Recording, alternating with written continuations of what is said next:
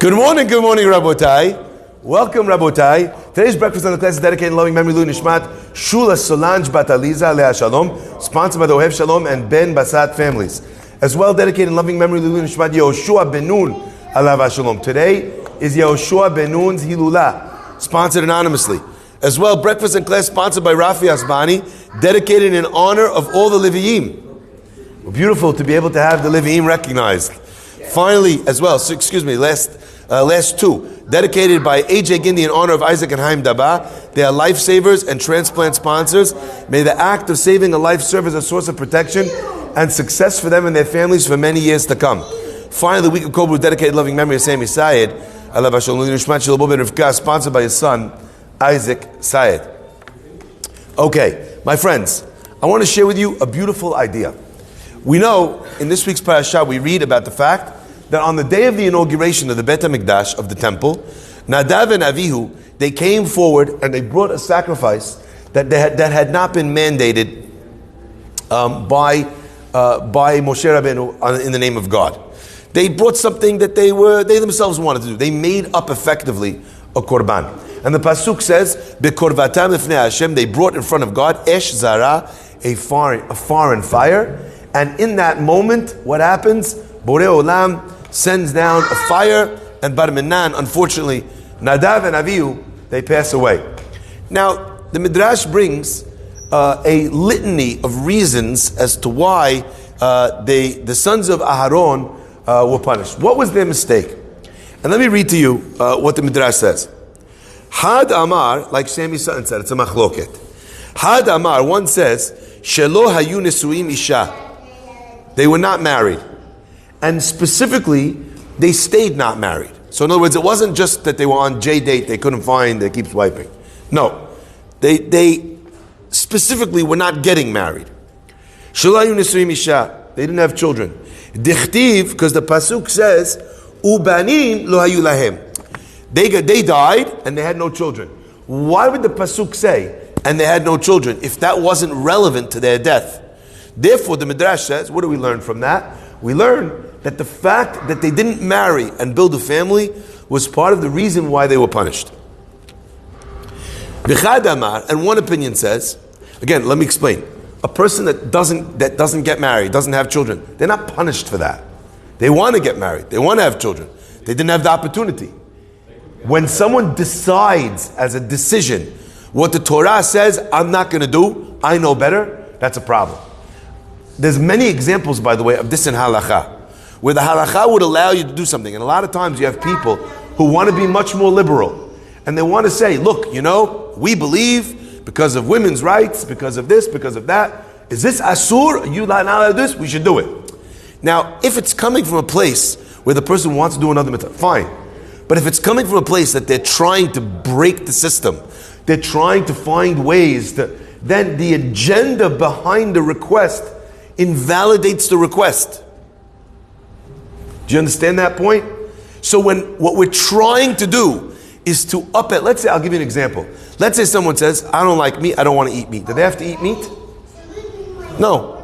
It's not a mitzvah that a person has to eat meat. Could a person be a vegan according to halakha? The halakha is yes, there is a possibility of being vegan according to halakha. What if a person says, the Torah is murderous, Judaism is careless towards animals, it's terrible. I believe that Judaism, in the name of Judaism, people have an obligation to be vegan. That is apikores. You're uprooting a law in the Torah. You're saying that you know better than God.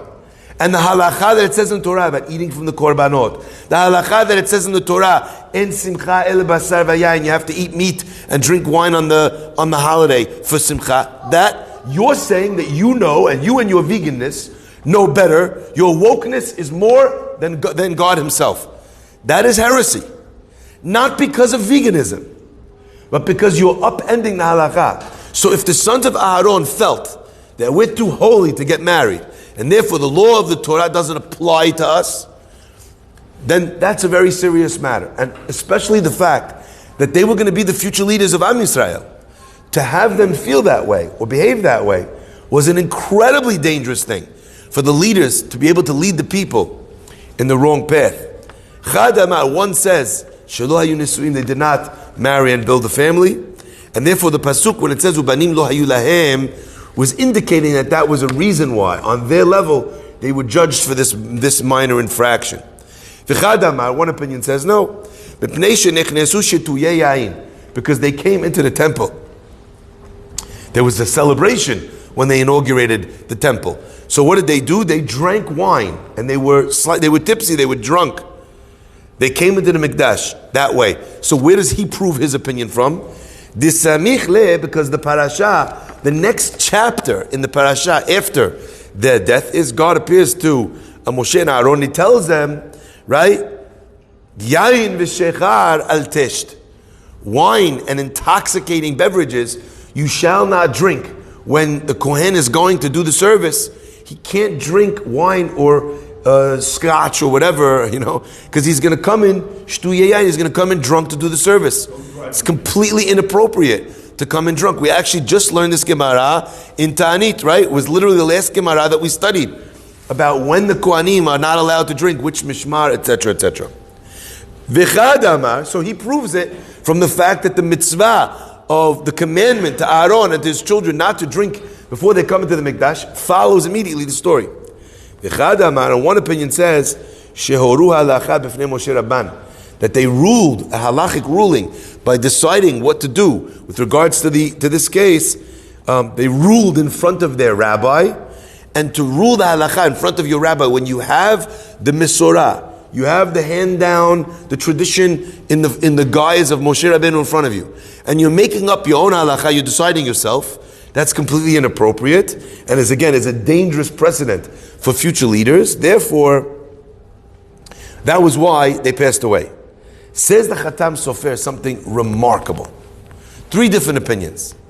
Says the Khatam Sofer, these 3 different opinions are actually really one thing. They're not arguing. They're not different opinions. They are all part of the same thing. What was their mistake? Their mistake was that they did not get married. They did not have a wife. They did not have children. They did not build a Jewish home. Had they built a Jewish home, says Hatam Sofer, they would not have made the other 2 mistakes. And listen to this, because this is so beautiful. A person is supposed to respect Borei Olam. You can't come in drunk to do the service. Right? You wouldn't do that for the President of the United States. They'd throw you out on your head. Right? You wouldn't do that with any important procedure. You imagine you were a surgeon coming in to perform surgery. You come drunk. They'll throw you out of the hospital. They'll take your license away. Okay? A person is supposed to have respect for their rabbi. Right? You can't come and rule in front of him, say, actually the halacha is, can't do that. Asur. How does a person disrespect their God or disrespect their rabbi? The answer is, they never learned the concept of kavod, of respect. When does a person understand how important it is to respect his father, how important it is to respect Borei Olam? Only when he builds a family and has children of his own. When you have children of your own and they completely disrespect you, they don't show you any kavod, or you say to them, listen, please, this is very important to me. I don't ask you for many things. It's super important to me that you do this because it really means a lot to me. And the person says, yeah, I don't care. I know that that's what you hold. I'm going to ask my friend's father. No, I don't go I don't want to do that. The person, the pain that a parent feels when they're disrespected by their child is a pain that is incomparable to any other element of disrespect that they've ever experienced. Because you feel that, I don't know if I was the best parent or the worst parent. I don't know if we have the best relationship, don't have the best relationship. But there's no one on earth that has given to you more than me. There's no one on earth that cares for you, that loves you, that has given to you more than me. You can ask that guy his opinion, but he doesn't love you like I do. He doesn't know you like I do. He hasn't given to you like I do. The feeling of betrayal that a father feels, the feeling of upset, how let down you are, not angry, I'm just disappointed. That feeling, you can only really touch it when you yourself have a child.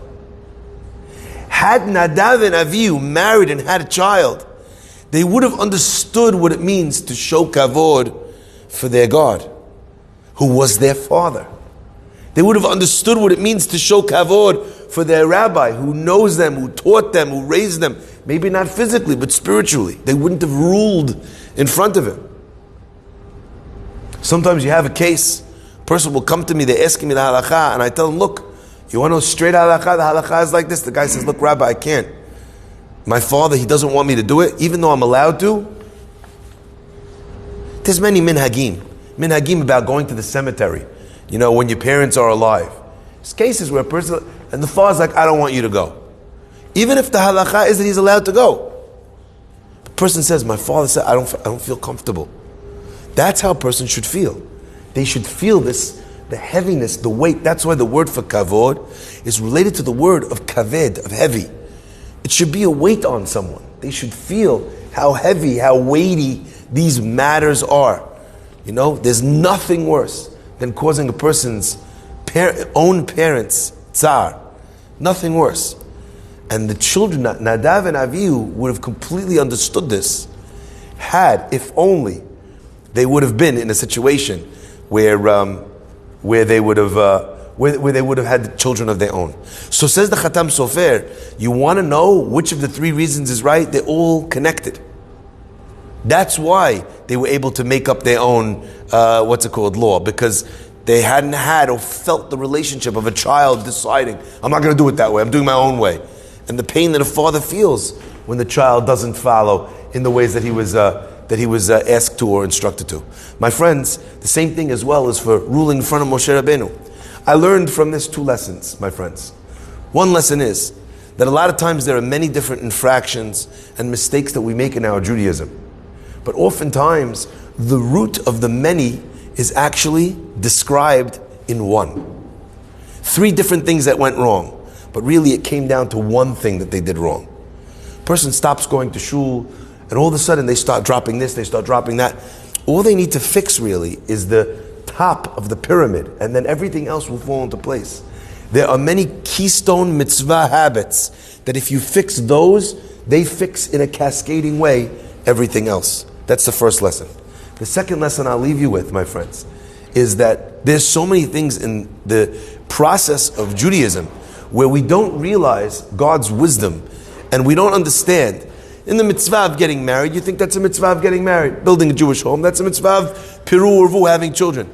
I don't realize that something as monumental as respect for God, as respect for my rabbi, can come out of the action of having a Jewish family.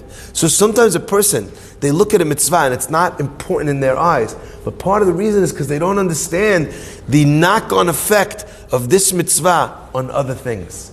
A person thinks, I have a mitzvah, give tzedakah, give tzedakah. They don't realize that God's intention in commanding you to give so many different types of tzedakah was not to give this and to give this and to give this, but rather, as my rabbi always puts it, to become, through the constant act of giving, to become a giver, to soften your heart, to dampen the narcissism that threatens to engulf all people if we don't keep the ego in check. So a lot of times we are not aware of what Borei Olam's actual intentions were in the mitzvah. Nadav and Avihu thought, you know what, I'm not going to do this. I'll be fine. But they didn't realize the knock-on effect that it had on other mitzvot. The halakha tells us that a bet din is not allowed to uproot the law of another bet din. En bet din achat yachol levatel gezerat bet din chavero. They can't uproot it. Ela im ken gadol mimenu, unless it's bigger than it, b'chochma u'b'minyan, in numbers and in wisdom. So everyone says, oh, I understand why they have to have more numbers, because legally, to upend that legal ruling, they have to be a bigger court. I get that. But the Gemara says it's not enough. Also chokhmah. Because the rabbis might have told you that this was the reason why they made the gezerah, and you think, oh, that reason doesn't apply anymore. Now I'm just going to do it. But unless they have a greater wisdom than the first Beit Din, there might have been other reasons that the Beit Din had that they didn't share with you, or that are more Kabbalistic, or that are more spiritual, more practical, more psychological. And you didn't understand those reasons. So by upending it, because one reason is no longer relevant, you lost out on the 3-4 other reasons. My friends, it is my wish and my tefillah that this idea permeates our soul, and we give the proper respect to God, the proper respect to our rabbis, the proper respect even to the mitzvot that perhaps we don't understand. My daughter and son-in-law are moving to Eretz Israel to go study in Eretz Israel. We want to wish them a tremendous, a beautiful journey, and Be'ezrat Hashem, they should tzah l'shalom, tachzor l'shalom. He should come back, Be'ezrat Hashem, a rabbi, a mashpia. They should be zochet to build a beautiful home with many, many children, like we just learned about this halakha. They should be zochet to have and build a relationship with Borei Olam, and to build a wonderful relationship and a respectful relationship with all their rabbanim, wherever they may go. Be'ezrat Hashem, we should be zochet to see and greet them in Eretz Yisrael, each and every one of us, with the coming of Mashiach Meravi Amenu. Amen. Rabbi